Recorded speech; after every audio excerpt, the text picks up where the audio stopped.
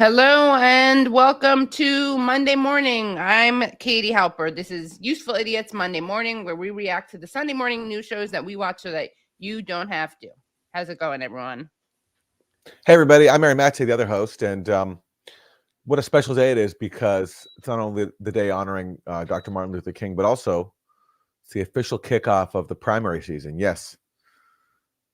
It's like everything went by so fast, and all of a sudden we're in a brand new election featuring the same guys in the last election, most likely, Joe Biden and President Trump.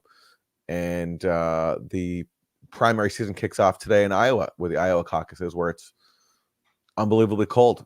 And we have some hot coverage of that today coming up for you on the show. Hot coverage of cold weather.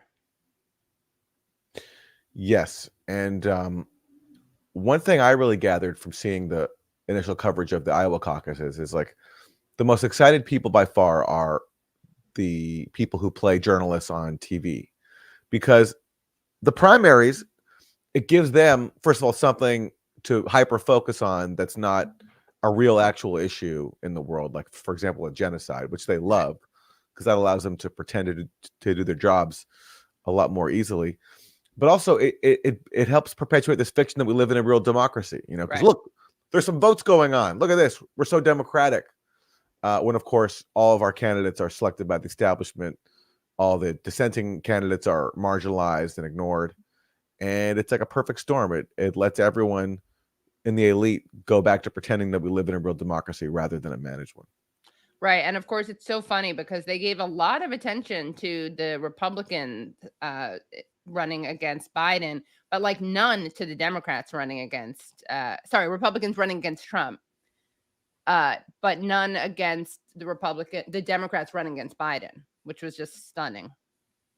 Yes, even though all the polls show that Biden is doing terribly against anyone who he might run against. So you think you might want to find someone different to come up with someone different for the Democratic ticket. But no dice. We got to stick with Biden, the genocide guy. So anyway, should we get to our first clip? Yeah, let's do it. As always, we kick off with Meet the Press. Edition of Meet the Press with Kristen Welker. Good Sunday morning from a bitterly cold Des Moines, Iowa, where tomorrow night Republican voters will finally get their say on who they want facing off against President Biden in November. A bitterly cold Iowa, but a giddily happy anchor desk because it's primary time. Yeah, stop. Primary time. November. Will former President Trump, who's been dominating the race here despite visiting just 14 of the state's 99 counties, crack 50%? What about the race for second place? Can Nikki Haley or Ron DeSantis make a stronger than expected showing and gain momentum? We begin this morning with our new NBC News Des Moines Register Iowa poll, and I'm joined by national political correspondent Steve Kornacki to break it all down. Oh, Steve, no, not him. Here we By the way, I really like that logo that they got, where they cool. have the percentage symbol instead of an O for his name. It's pretty good. Yeah, and it's like it's kind of abstract, it's trippy in the background. It's sort of like melding in. It's not like it's sort of bleeding into the screen. It's almost like a Dali, Salvador Dali. It's very, very cool. I mean, I was really enjoying life without Steve Kornacki. I know we're all supposed to like worship this guy and think he's wonderful, and I've disclosed before on the show that I have sources who have disclosed that he secretly is a Bernie bro. Yeah, secretly, but he's so fetishized. There's the Kornacki cam, right? Even when there's a commercial, we see him like whatever working his magic at the board. Yeah, and again, why is he fetishized? Because he, with his exhaustive coverage of every single detail of a primary and an election, he helps lend the false appearance that we live in a real democracy. So Steve Kornacki is like that's why he's so fetishized, I realized, is because they need him to help sell us the fake democracy we live in. He's a totem. He really is. Totem, yeah. Yes. But with a great logo. We got to hand it to him. Go. Yeah, Kristen, and let's get right to it. The NBC News poll with the Des Moines Register. They have been doing this for decades. They have one of the best polls in the business. And what do they find on the eve of these Republican caucuses? There it is. Donald Trump continuing to have an enormous lead over the Republican field. Trump at 40. Wow, this is just mind-blowing news here. Who knew? Yeah, and so now we have to go through this in every single state for the next, I don't know, 7 months, however long it takes. It's just like this is gonna every single week now. It's a new poll, new state. Trump's in the lead. No one is close. Like Who's going to be number 2? yeah, exactly. Yes. Well, buckle up, everybody. That's what we're in for. We can move on to the next clip because there really is all to say here. Are you serious? Trump's in the lead. But Yeah. there's so much we're going to miss out on. There's just minutes and minutes of not saying anything. But okay, we'll spare you. Well, here's someone else to say the same thing. This is Face the Nation with their coverage of how Trump is in the lead. 3 top GOP contenders begin the year with a lead over President Biden in our CBS News poll. Former President Trump is up to 50 to 48%. Florida Governor Ron DeSantis has a 3-point margin, 51 to 48%. Those two are both within the margin of error. But it's former South Carolina Governor Nikki Haley who has the biggest lead, 8 points over President Biden at 53 to 45%. We turn now to CBS News executive. That's just let's just take that in for a second. The top 3 Republican candidates beat Biden, especially the third one, Nikki Haley. Yes. Yes, they do. I don't recall a precedent for that. I mean, again, I can't say I missed a primary.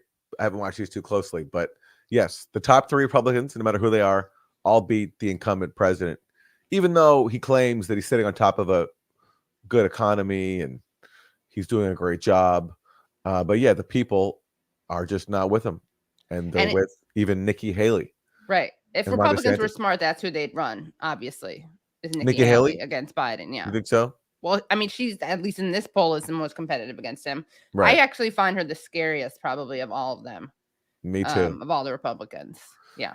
Me too. And we're going to see some examples of why Yeah. today. But yes, and obviously she's the establishment favorite too, because she's a devoted neocon. Devoted. Like, whereas Trump sort of obviously says the erratic thing all the time. They don't trust him to run the U.S. war machine. Nikki Haley, I mean, that's why the Koch brothers are getting behind her. So scary. That's who they want too. And it's just, again, so stunning because no matter what you think of the other candidates, ranging from Cornel West to RFK to Marianne Williamson to also Cenk Uygur, at least with Williamson, she was doing better against Biden in some of the polls than these other Republicans who they not only covered and had allowed for a debate, but covered on their shows. It's just so it's like we don't even realize kind of how undemocratic the process is because of the absence of those people. Yes, look how happy they are to give us this farce. This is like the most exciting time of year for them. Yeah. Everyone's freezing and miserable and, depressed about a genocide going on. Not the pundits. It's the most wonderful time of the year. Director of Elections and Surveys, Anthony Salvanto, to tell us more. Anthony, good to have you here. Good morning. That's a pretty dramatic advantage for Haley over Biden. Why is she outperforming him instead of Trump or DeSantis? Republican voters think it's Trump who has the best chance for them to beat Biden. Maybe they haven't seen this poll yet. But look, Haley is on qualities that people say they want in a president, better or about even with Biden. Things like empathy, things like ability to compromise, and toughness, where she's so tough. She's so empathetic and so open to compromise. Yes. Yeah. Yes. All those. How are you tough and empathetic? Those seems a little contradictory. leads and does just as well as the other two, DeSantis and Trump, right? The other part of this, Margaret, is just on straight demographics. She does well with women. She does better with independents. She does better getting people to cross over from Biden 2020 to her. All of that reflects some of Biden's underperformance with his Democratic base. And then finally, this point on the economy. We still see voters telling us, really by 2-to-1, that they feel like they might be worse off under Biden than better off financially. And that's important because it reflects this ongoing sting of what's happened with him and his ratings after inflation. Even though voters are starting to say, like, they think the economy is starting to stabilize, a little bit of improvement there. He's not getting the political benefit from that, partly because it's about the rate of change. Inflation is slowing, but prices are still high. And that doesn't look like it's his argument is. You know, my favorite empathetic moment from Nikki Haley came when she said that Gazans should go move to pro-Hamas countries, Right. like Qatar, Iran, and Turkey. She basically said everyone in Gaza should leave. The empathy it takes to say that, to come out and advocate ethnic cleansing is really touching. And bravery. Really touching. Very and brave. bravery. And but tough. And tough. Because, you know, it shows it's real toughness to basically stand up to a defenseless Palestinian refugee and say, you have to move. Yeah. You know, that's tough love right there. What about when she said, finish them? That was Finish also them. a great moment. Yeah. Or when she recently said that the reason Hamas attacked on October 7th is because that was Vladimir Putin's birthday. Right. I mean, that's just creative thinking right there. That's she thinks outside the box. She really does think outside the box. Yes. Yes. Well, thank you, Anthony Salvanto. That was fascinating analysis. Let's turn to the campaign trail. Trump, you know, is kind of doing what he did in 2016, where he just throws out a bunch of words that make him look like he's the anti-war candidate. And he's kind of able to do that because the people in power, or the people he's running against, back then it was Hillary Clinton, now it's Joe Biden, are such unhinged warmongers. And so Trump, by throwing some words together, can make it look as if he is not for World War. So this is what he said recently. More about the state of the contest, we turn to our CBS News political team in Iowa, Ed O'Keefe, Robert Costa, and Major Garrett. They're at GOP headquarters. So we want to fast forward here. To 227, I believe. Yeah. Is that it? Yes. Also the name of a great sitcom, 227. Oh, yeah. Yeah, there we go. Major Okay. Garrett, you've covered a number of campaigns, and the adage from pundits is always, oh, national security doesn't really matter to voters. But I want you to listen to something Donald Trump was asked last night in Iowa. The world is in chaos. What happened with Yemen and the missile strikes the last Studio. Ed, I want to start with you. What's driving the decision? It appears to be resonating among Trump supporters. He's standing I was just going to give these guys a shout out for the way that they were, how cool they looked in their hats. That's all. Something Donald Trump was asked last night in Iowa. The world is in chaos. What happened with Yemen and the missile strikes the last few days, Ukraine, Palestine. We don't even know where the Secretary of Defense is right now. Are we in the brink? Katie, you're impressed by those Trump caucus captain hats. Yeah, hats. I want That's a real tongue twister. Trump caucus captain. Yeah. TCC. TCC. That's what they should just do it. Yeah, TCC. Yeah. Of World War III. I think we're the closest that we've ever been. And, you know, Joe, this won't be a regular war. This is not going to be, as I say, army tanks running back and forth, shooting each other. These are weapons of mass destruction, the likes of which nobody's ever seen. I've seen them. And this is obliterated. The likes of which nobody has ever seen. I've seen him. He's seen him, though. Nobody. He's not nobody. He's not. That's true. He ain't nobody. This is not a world war like we are used to. World War I, World War II were terrible, horrible. This is so much bigger than that. This is, you know, like annihilation. I've seen him. Major Garrett, sounds like Trump is saying I alone can fix it. So I've been covering Donald Trump since 2015, and my conversations way back then, Margaret, reminded me of something that he's always possessed, a fear and a fascination about nuclear weapons and nuclear war, a constant obsession with his, how to avoid it. So wow, what a weird obsession of his. Why does he have this weird focus on something like nuclear weapons? What's the big deal? NBD, guys. that's one part of that answer. It's a legitimate one. Most American presidents in the nuclear age have felt that as well. But Trump is acutely fascinated by it and fearful of it. That's one of the reasons he began those negotiations, though unsuccessful, with North Korean dictator Kim Jong-un. And do you remember how upset the media was about that, by the way? When Trump dared shake the hand of Kim Jong-un? And they even showed the North Korean, they even displayed the North Korean flag next to the U.S. and all these anchors were so upset because they felt as if that gave North Korea legitimacy. Like, how dare we suggest that these two countries are equal by having their flags side by side? Yeah, and was really upset about that was Rachel Maddow. I still remember her reaction to that, and she was so upset by how that debased the presidency.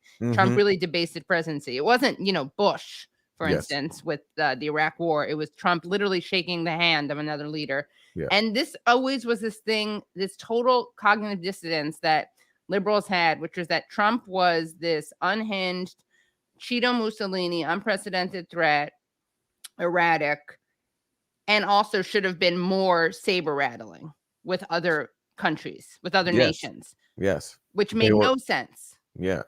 And therefore they were incentivized to like attack him whenever he did something that actually could have been positive had it worked out, which of course it never did.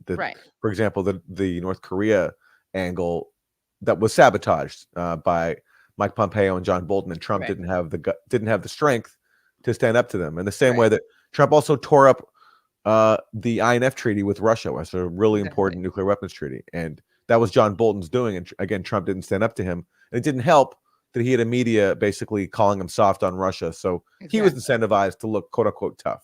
Exactly. So, and also it was funny because it was a total role reversal or inversion of when Obama said he'd have talks with North Korea without preconditions, and Fox News flipped out.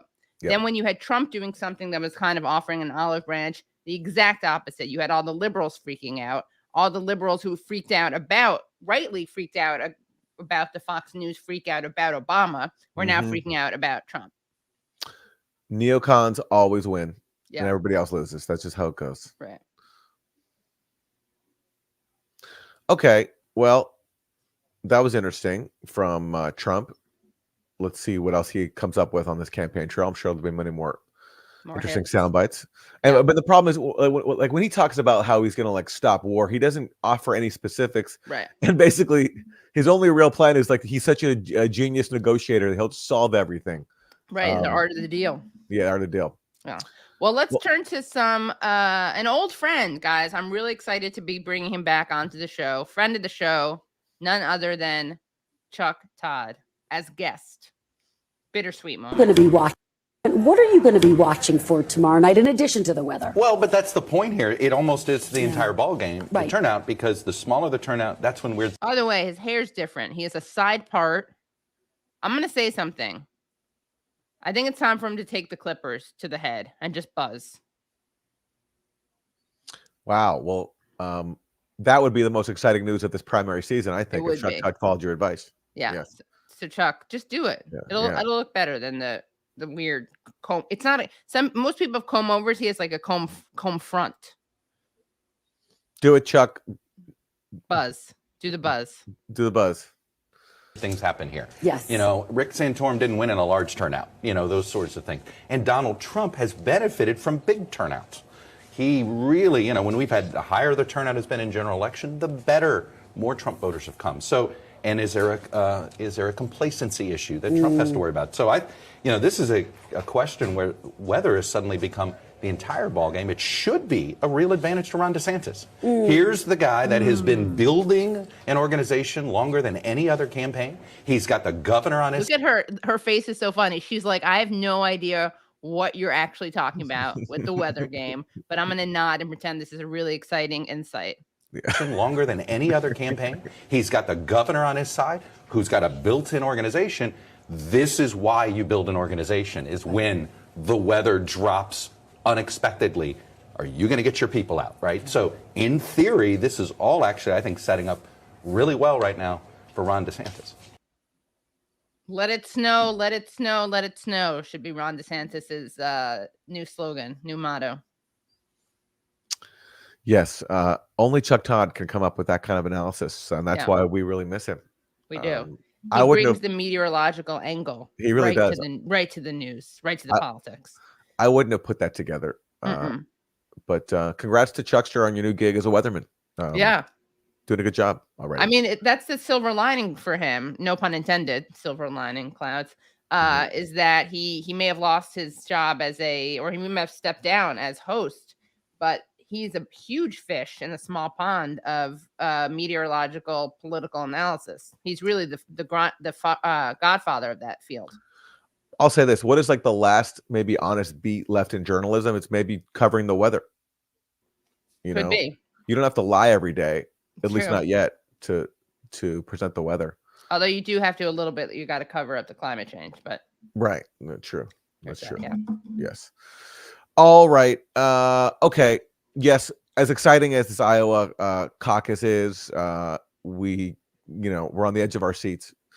There is a genocide going on, which the bipartisan establishment is firmly supporting, whether you're a Democrat or a Republican. And here is a recap of it from CBS News, which also includes the fact that Biden this week decided, as exciting as the genocide is, why not expand the war zone a little bit? So let's bomb Yemen as well. Before Gaza, Yemen was probably suffering the world's worst humanitarian crisis. So thanks to Biden, now Gaza is suffering really something even worse. And Biden decided, because the Houthis, who are really called Ansar Allah, have been blocking ships to protest the Gaza genocide and to compel Israel to stop it, Biden decided to bomb them as well. So this is a recap from CBS News. From, by the way, the journalist who was so moved by the fact that they were blonde hair, blue-eyed victims of Russia's invasion. Remember, unlike the swarthy Middle Easterners that we usually see. Oh, that's right. Well, that's right. So now he's getting his chance once again to cover the swarthy Middle Easterners being bombed. Yes, he talked about his name is Charlie something. Dagata. Yeah, and he famously said that we're not used to seeing blue-eyed white people being bombed in Ukraine. Right. Yeah, that was a classic. Just days after the massive U.S.-led Red Sea assault involving American F-18 fighter jets and British Typhoons taking off from Cyprus, Houthi militants carried out drills in Yemen yesterday, less a serious military flex than a show of defiance. Former Major General Amos Yadlin was the head of Israel's military intelligence and a former fighter pilot who flew several missions behind enemy lines. I have a suspicion that it's not enough, that it's not enough to destroy the capabilities. It may affect the intentions. The very escalation the U.S. had sought to avoid, a direct military confrontation with Iranian-backed adversaries. Oh, they were trying so hard to avoid it. Yeah, it was. They were so upset. They had no choice. They had no choice. They were pushed to. Reminds me of how Israel had no choice. Exactly. I mean, basically, the White House are essentially like a hippie commune. They do not want to fight. They come in peace. They want everyone to enjoy peace and love. Yeah.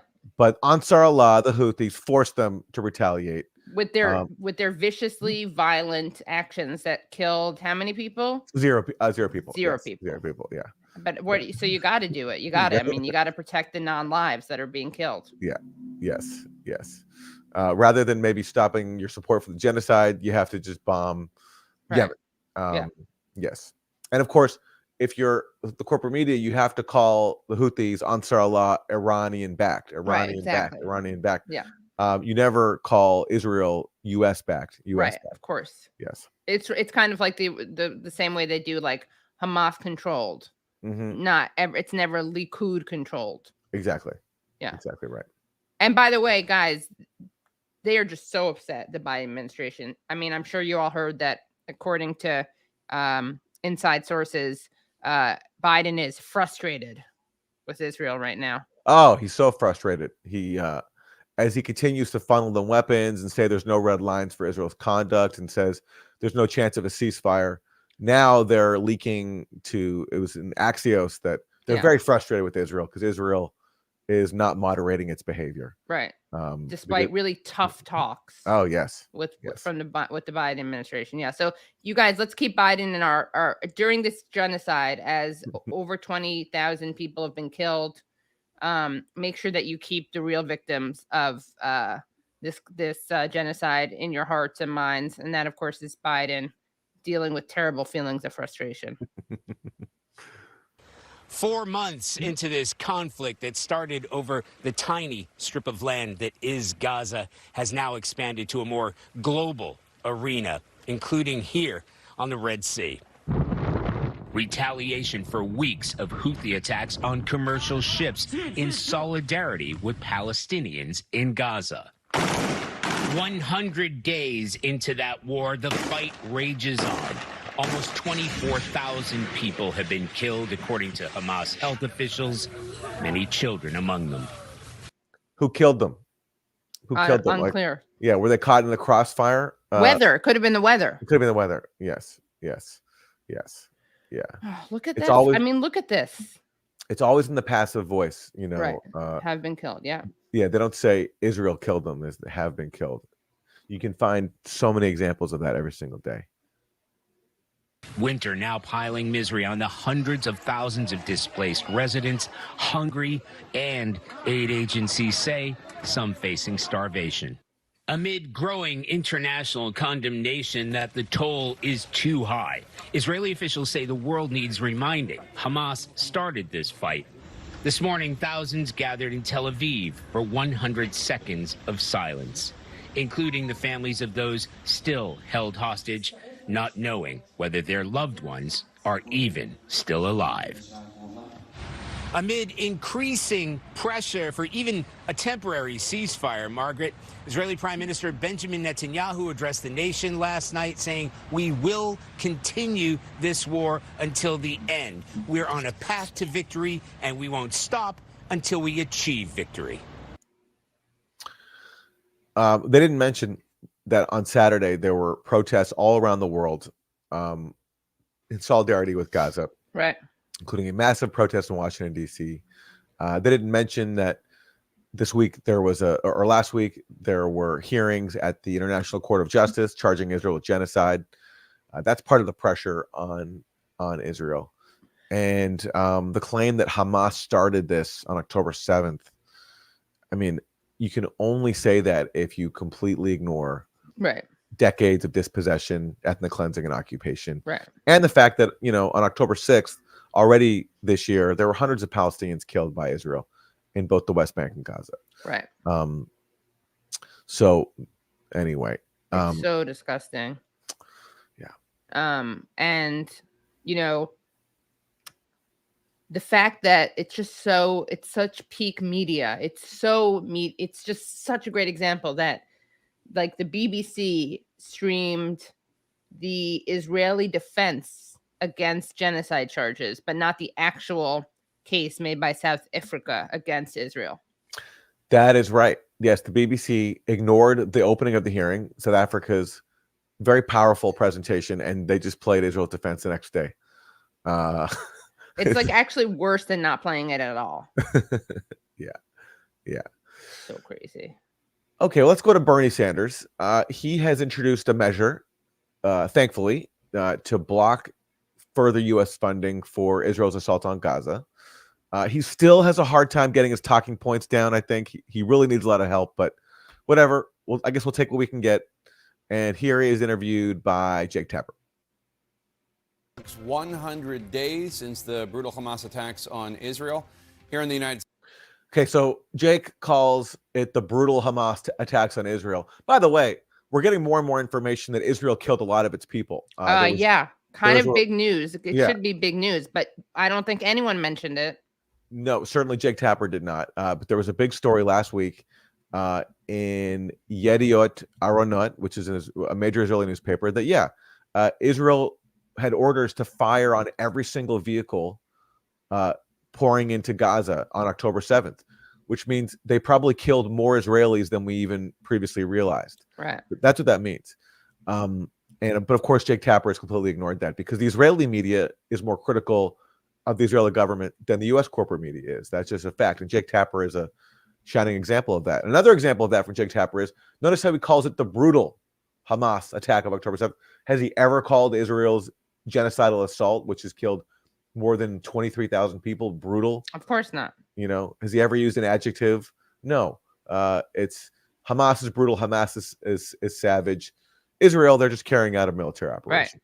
Although he did at one point kind of lose his patience with Mark Regev because Regev basically was defending Israel killing a CNN producer's family because what were they doing in Gaza? They should have known better than being in the South. And Tapper was like, where are they supposed to go? Now, I'm not handing it to Tapper. I'm just saying that Israel's assault is so vicious that you got Jake Tapper pushing back a teeny bit every now and then. If only 23,000 Palestinians were also on the CNN payroll, like Jake Tapper's colleague was, then he'd be upset. Like if someone who is paid by the same people as Jake Tapper is gets killed or hurt, then Jake Tapper will be upset because, you know, that's his colleague. 23,000 other Palestinians, Right. You know. It requires knowing someone to have empathy. Yes. States divisions over the war that Israel launched that day are only growing. Joining me now, Independent Senator Bernie Sanders of Vermont. Senator, thanks again for joining. We have a lot to get to, but first let's start with this dramatic new escalation in the Middle East. President Biden strikes against the Iranian-backed Houthi rebels in Yemen. They're called Ansar Allah, by the way. And also, yes, they're allies of Iran, but Israel is far more extensively backed by the U.S. than Ansar Allah is by Iran. Iran has supplied some weapons. U.S. supplies everything: the weapons, diplomatic cover, protection at the UN Security Council, intelligence support, everything you can, money, everything you can possibly imagine.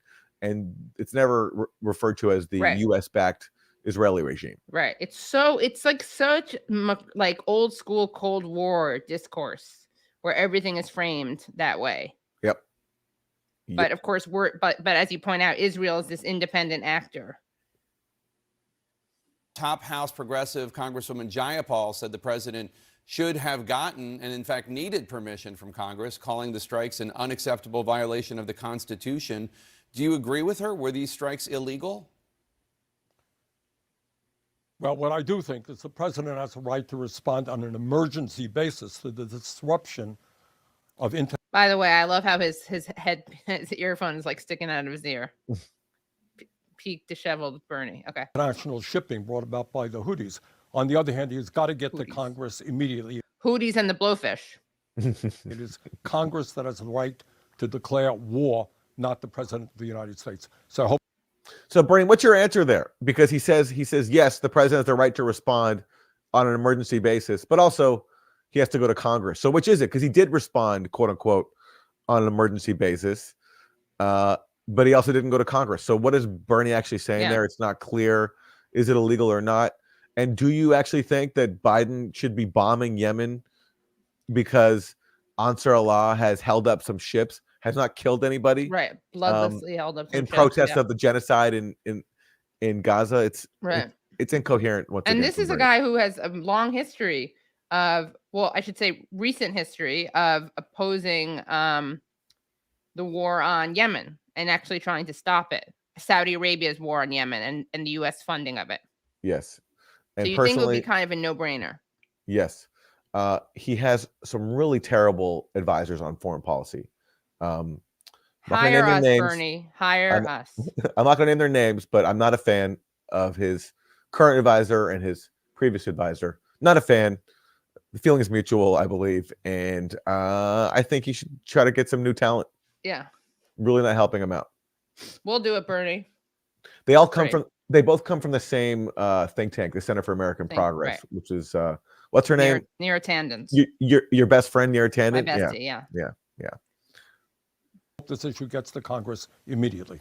Let's talk about the war that Israel is waging in Gaza. You are trying to force a vote in Congress that would direct the U.S. State Department to look into whether Israel is using U.S. equipment or assistance to violate human rights standards in Gaza. The spokesman for the National Security Council, John Kirby, responded to your plan saying, quote, "We do not believe that this resolution is the right vehicle to address these issues, and we don't think now is the right time. The Israelis have indicated they are preparing to transition their operations to a much lower intensity, and we believe that that transition will be helpful both in terms of reducing civilian casualties as well as increasing humanitarian assistance," unquote. What do you say to what is the right vehicle, by the way, Kirby? The right vehicle is a tough talks. Yeah, exactly. Yeah, and more talk about like a transition. That is a new talking point from the White House. Like the transition is coming very, very soon. We're going to see it any day now. It's just we have to keep delaying it so that Israel can kill more people. Right. But the transition is coming. Yeah. Jesus, these people are such monsters. I strongly disagree. Jake, we've got to, as Americans, take a very deep breath. What is going on in Gaza right now is a horrendous humanitarian catastrophe. We're looking at 23,000 people who have been killed, almost 60,000 have been wounded, and 2/3 of the people who have been killed are women and children. You're looking at 70% of the housing units in Gaza that have been destroyed. Jake, if I use the word Dresden, Germany to you, you think about the horrific destruction during World War II of that city. What is going on in Gaza now in 3 months is worse than what took place in Dresden over a 2-year period. And of course, reminder, Dresden under control of the Nazis, which is why people love trying to compare Hamas to Nazis, because they're trying to justify the brutality of what they're doing, as if we're only doing that because we're up against Nazis. Says the Nazis, says the current Nazis. Right. Yes. This is a catastrophe. And now, according to the United Nations, after you have 1.9 million people displaced from their homes, they don't have food, they don't have water, they don't have medical equipment, they don't have fuel. What you are looking at is imminent starvation. Children are starving to death. So my view has been from the beginning, Israel has a right to respond to this horrific terrorist attack from Hamas. But you do not have a right to go to war against an entire people, women and children. And the United States Congress has got to act, because a lot of this destruction is being done with military weapons supplied by the United States of America. And what the resolution that I'm introducing is about, it's consistent with the Foreign Assistance Act. It says that if American military assistance is given to any country, Saudi Arabia, Israel, any other country, it has got to be used consistent with human rights, international human rights standards, and American law. In my opinion, that is certainly not the case. We have a horrific humanitarian catastrophe. We cannot turn our backs on it. Congress has got to start moving to protect children in Palestine. Do you So I think Bernie has almost got it. And, you know, Right. and I credit him for being able to articulate the horror of what's happening, whereas other people like Jake Tapper minimize it. But when he talks about Israel's right to respond, he hasn't fully processed what the dynamic is, and that is one of occupation. We're not talking about two states that have had the same rights. If one attacks another, you have the right to respond. Right? So we're talking about Israel, which has occupied the West Bank and Gaza for decades now, has refused to allow a Palestinian state, has stolen more Palestinian land, has routinely committed massacres inside Gaza. And so in that situation, you don't have the right to respond to an attack from the people you're occupying. You only have the obligation to end your occupation. And when you say Israel has a right to respond, yes, if we're talking about October 7th and some militants are, attacking your people, you do have the right to defend your people then. But we're now talking about, it's more than 3 months later, not October 7th anymore. And Bernie can't grasp that. He's still in this fantasy world where Israel is responding to another belligerent that is sort of on the same level. But Hamas is a resistance group in an occupied territory. And I wish he could understand that, but he can't, because it actually undermines his position that Israel doesn't have the right to be committing mass murder. Yeah. He could be much stronger if he said Israel has no right to attack Gaza. It only has the obligation to negotiate for the exchange of the hostages and to end the occupation. Leave Gaza alone. I mean, I'm going to make a slight devil's advocate position, on this. And it's not because, obviously, as people know, I have a real soft spot for Bernie. I do think there is usefulness in reaching people who aren't ready to say. Now, obviously, I think the occupation has to end. Okay, that's me saying that. I think the occupation has to end. But there are a lot of people who will be turned off kind of the second you go there. And I think it's useful to have someone say, Israel can do something, but it can't do this. So I agree with what you're saying, Aaron, but I think it's politically I can't useful. do it. I can't do it. No, because it's like then you're. That's why we're not politicians, though. Well, but then you're conceding a most basic principle, which is that occupiers don't have self-defense rights. They just don't, and I'm not going to give that up to anybody. And if people can't hear that, that's their problem. I don't know. That's how I see it. I mean, But I I'm understand. not, Listen, I do understand. He will reach people with this argument that obviously I find never reprehensible, right? And But, then the question is, does that potentially create more political pressure? Yeah. Well, Yeah. not right now, obviously. I mean, it's, like Bernie is. I don't see Bernie changing too many minds. At least inside the White House. But anyway. Right. No, it wouldn't be inside the White House. It would be whether or not it creates more pressure among the Americans. Right. More whether he would reach people. Yeah. Right. Okay. Well, let's hear more Bernie. Think that you can get 51 votes? Not on Tuesday night, I don't. I think we're making progress. I think what we're trying to do is unprecedented. This is the first time this particular resolution has ever been brought to the floor for a vote. This is the first time we have ever seen, members of the Congress beginning to stand up to Israeli aid. So it's going to be a long, hard process, but we got to begin somewhere. This is the beginning. So you have been critical about what you call Netanyahu's illegal, immoral, brutal, and grossly disproportionate war, unquote. 100 days ago, of course, on October 7th, Hamas sent hundreds of fighters into Israel. They took hostages. They killed children. They killed families, grandparents. Yes. What should have been done? How can the Israelis go after Hamas if they are hiding among the Palestinian civilians? Oh, wow. What an original, totally unfounded talking point that nobody ever pushes back on.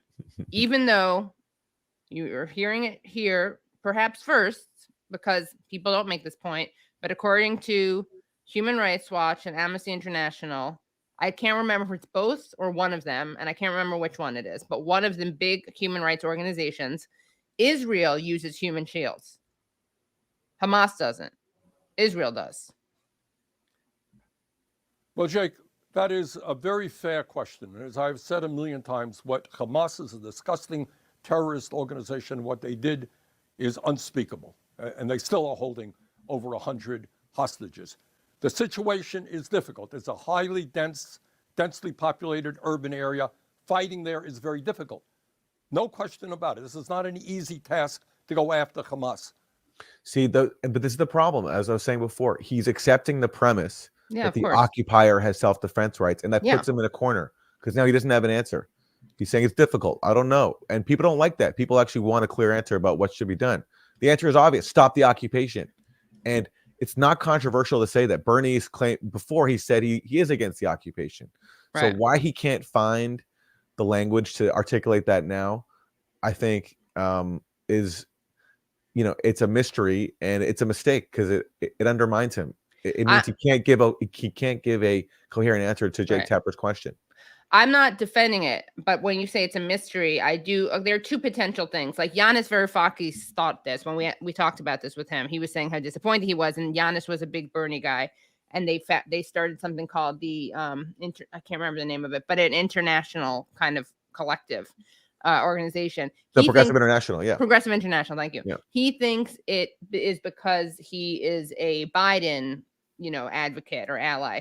I don't think that's impossible, but I think it's that he was, and I'm not justifying his change of heart, but I think some people were really just shook by October 7th, and it tested people's commitments and principles when it comes to Palestine. Mm-hmm.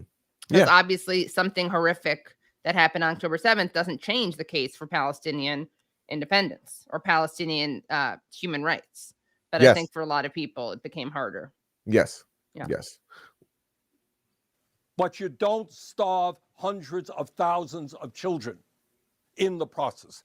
Israel is a very sophisticated military, one of the most sophisticated in the world. It is not easy, but you don't destroy an entire people in the process. I think most people would say that is morally unacceptable. So what do you think they should be doing right now, the Israelis? And the occupation negotiate for the release of the hostages. That's pretty simple. Like Bernie should be able to say that. I'm just saying, but he can't because he accepts the premise that Israel the occupying power can go and attack the people who are resisting occupation. And I'd love to see him abandon that. He won't, but I'd love to see him do it. But you're right. I mean, look, it is still a powerful argument, even if you accept the premise that the occupier can have self-defense rights. But Bernie says it's important. Like, you don't do that by starving children and killing children. I mean, who can argue with that except for Jake Tapper? Right. Okay, let's go to the next clip because. Well, let's just hear what he has to say right to that response. Okay. Sorry. I'm going to predict nothing. Well, I think for a start, there has got to be an immediate humanitarian pause. Food, water is not getting into Gaza. And children are going hungry and people are facing starvation. So the first thing that's got to happen is there have to be a massive increase in humanitarian aid to fend off the famine.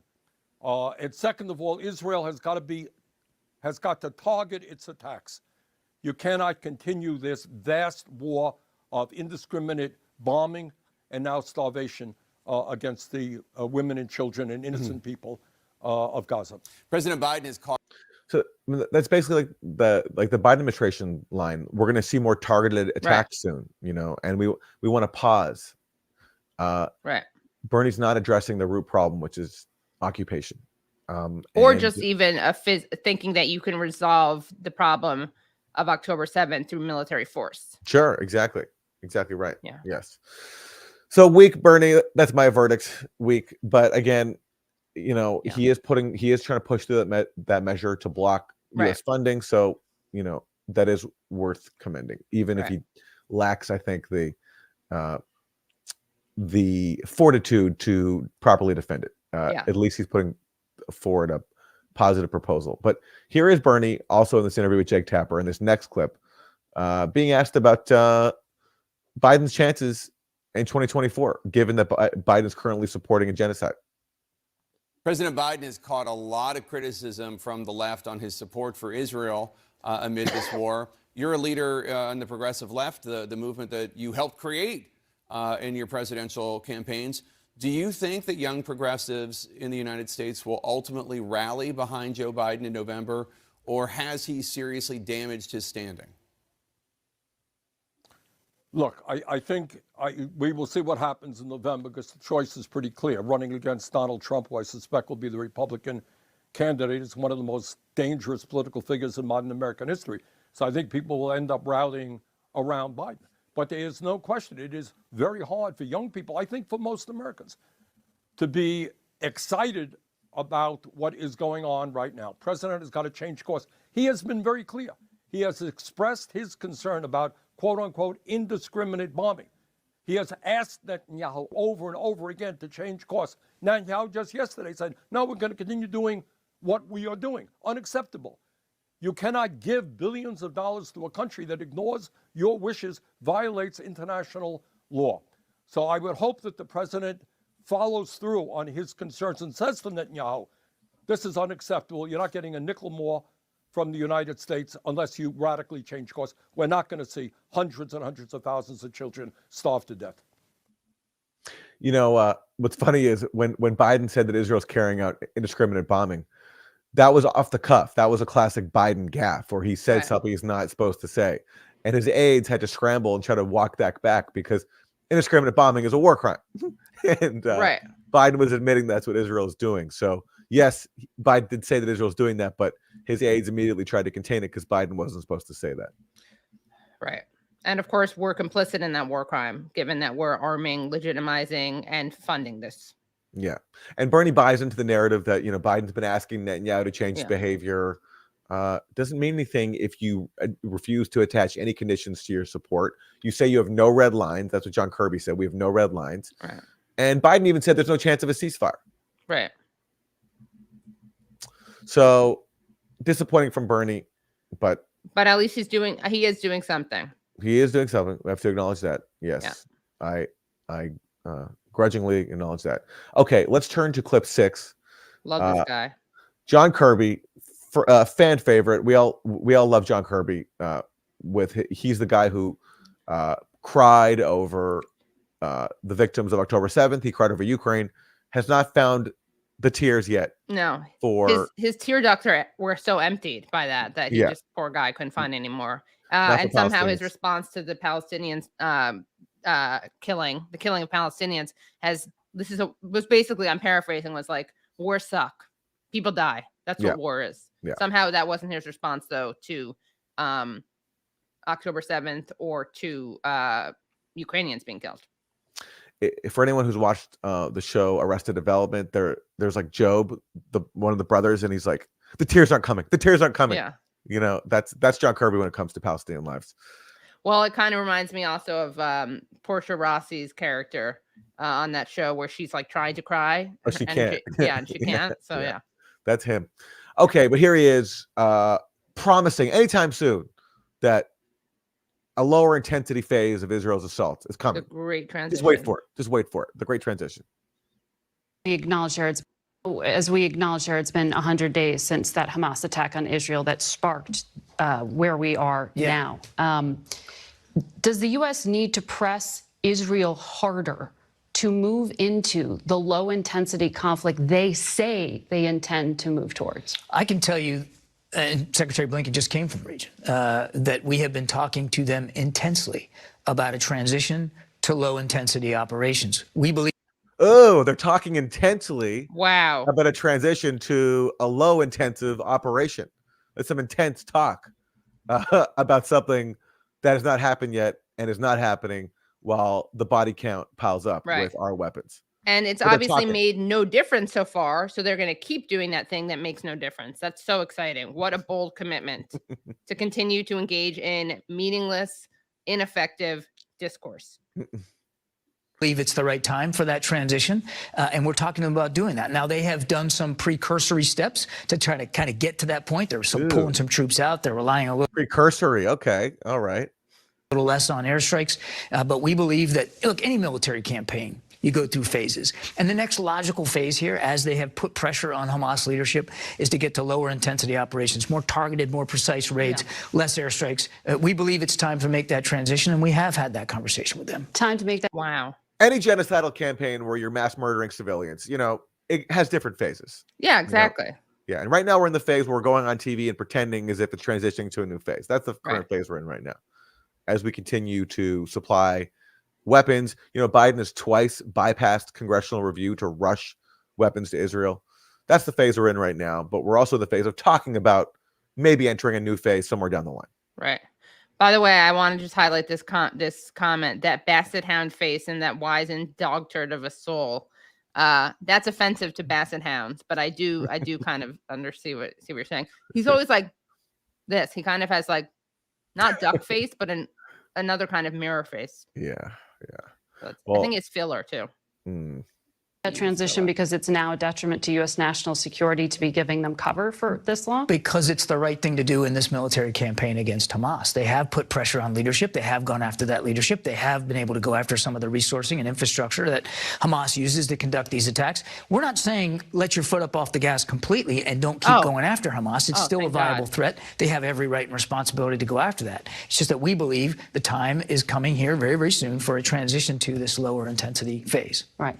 Because you know, even Democratic senators like Chris Van Hollen have said, the quote in Axios is, at every juncture, the Netanyahu government has given Biden the finger. That the White House is just being told, we don't care. We have had intense conversations with the Israelis. We know that those conversations have had effects, Margaret. I mean, they went into North Gaza with a much smaller force than they were originally planned to because we gave them some advice about what our experiences were in places like Mosul and Fallujah. We've seen them now establish humanitarian corridors. We've seen them drop leaflets telling people where to go, where not to go. Oh, they've dropped some leaflets. Oh, my God, it is so nice. And they tell them where to go, where not to go, and then they bomb there anyway. They bomb them there. They like to keep them. They're trying to create. You know, it's so nice in this in this time of genocide. There's a lot of boredom. Probably you want to keep people guessing. So they're playing a fun game with Palestinians, which is don't go there, go here, because we're going to bomb there, not here, and then they wind up bombing here. What other country gets to play? What other country gamifies genocide the way that Israel does?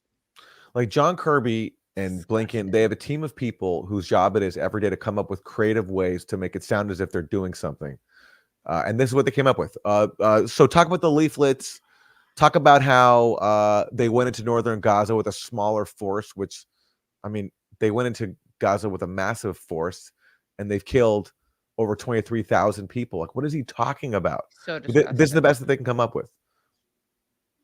I mean, that's basically telegraphing your punches, and not a lot of modern militaries would do that. I'm not.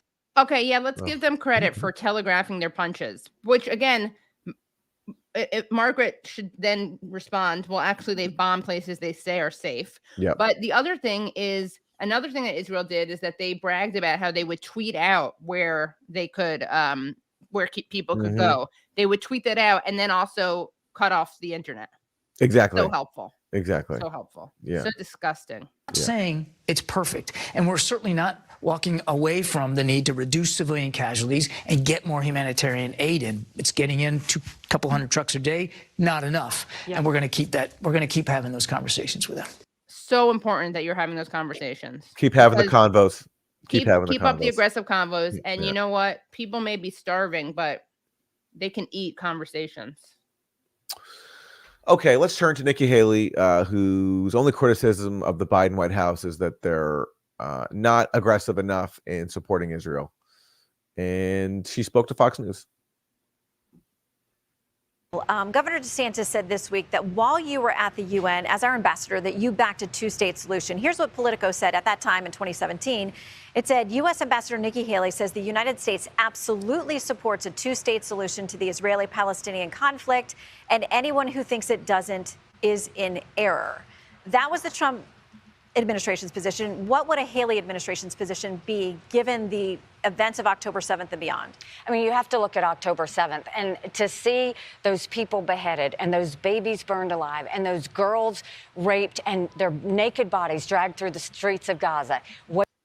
Everything she said is a lie, or at least everything she said is unsupported by facts. Right.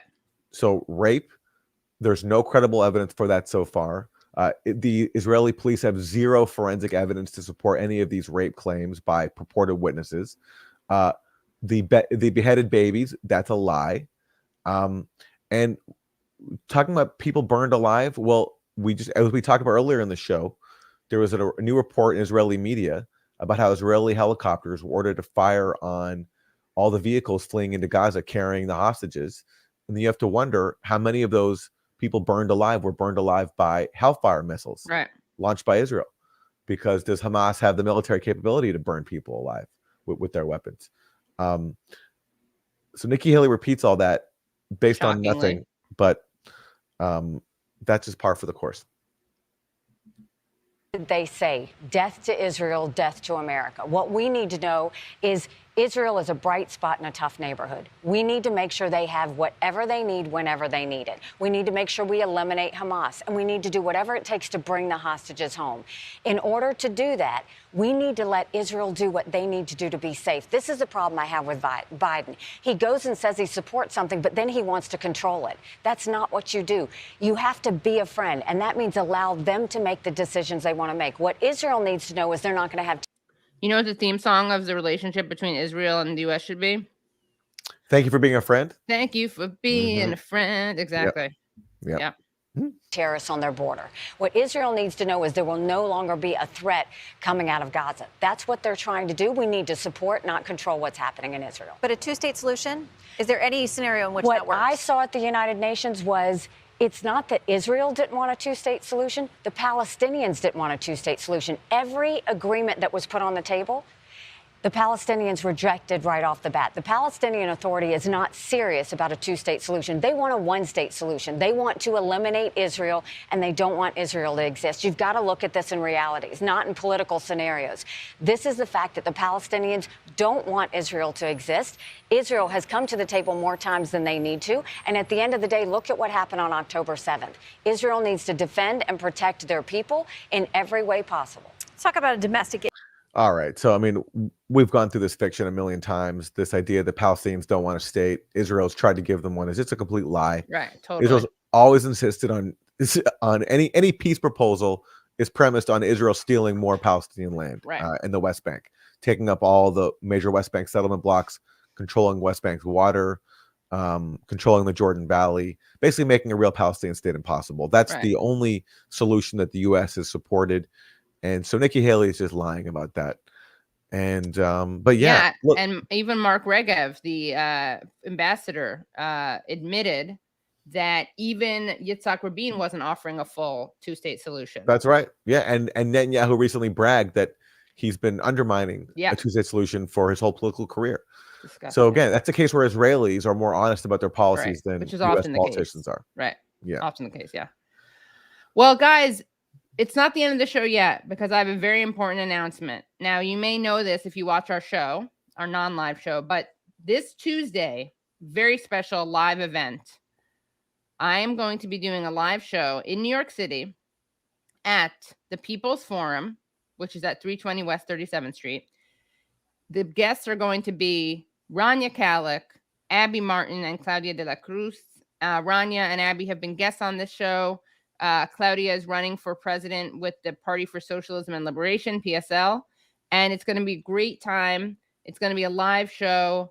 If you can't make it in person, which I hope you can, then you can watch it at the Katie Halper Show. So that's youtube.com/the Katie Halper Show. Again, youtube.com/the Katie Halper Show. But this is going to be a great thing to attend in person if you can. Also, the tickets are very affordable.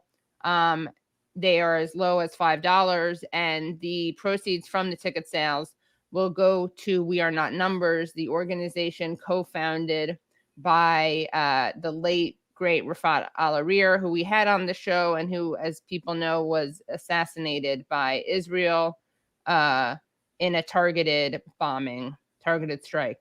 So please do come out to this. It's going to be a great time. You get to meet us in person, see us in person. And yeah. And that's at Tuesday night at 6:30 p.m. Yeah. Eastern time.